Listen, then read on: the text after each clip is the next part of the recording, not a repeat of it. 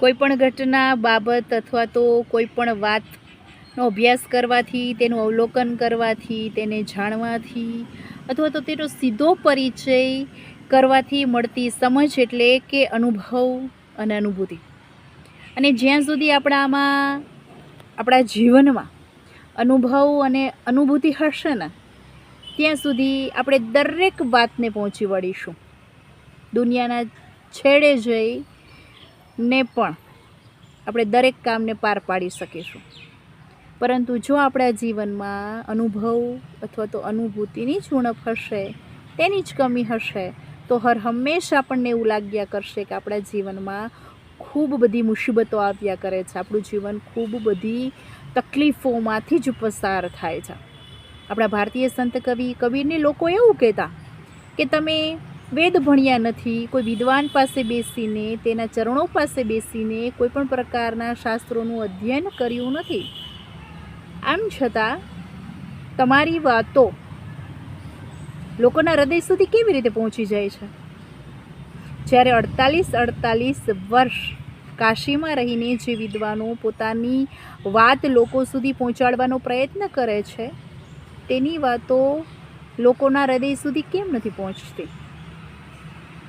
ત્યારે કબીરજી ખૂબ સરસ જવાબ આપે છે.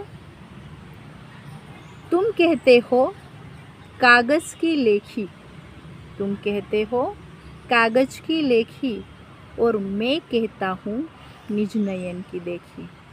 અર્થાત જે વિદ્વાનો બોલે છે, જે વિદ્વાનો લોકો સુધી પોતાની વાત પહોંચાડવાનો પ્રયત્ન કરે છે, એ ગોખીને કહે છે, વાંચીને લોકો સુધી એ વાત પહોંચાડવાનો પ્રયત્ન કરે છે. જ્યારે હું જે વાત કહું છું, હું જે બાબત કહું છું, એ મારા અનુભવ ઉપરથી કહું છું, મારી અનુભૂતિ ઉપરથી કહું છું. કોઈ પણ વ્યક્તિ સંપૂર્ણ નથી હોતો. કોઈ પણ વ્યક્તિ સંપૂર્ણ ત્યારે જ બને છે જ્યારે એના જીવનમાં એને અવનવા અનુભવો થાય. માટે જ કોઈકે કહ્યું છે કે અનુભવ એ સૌથી મોટો ગુરુ છે.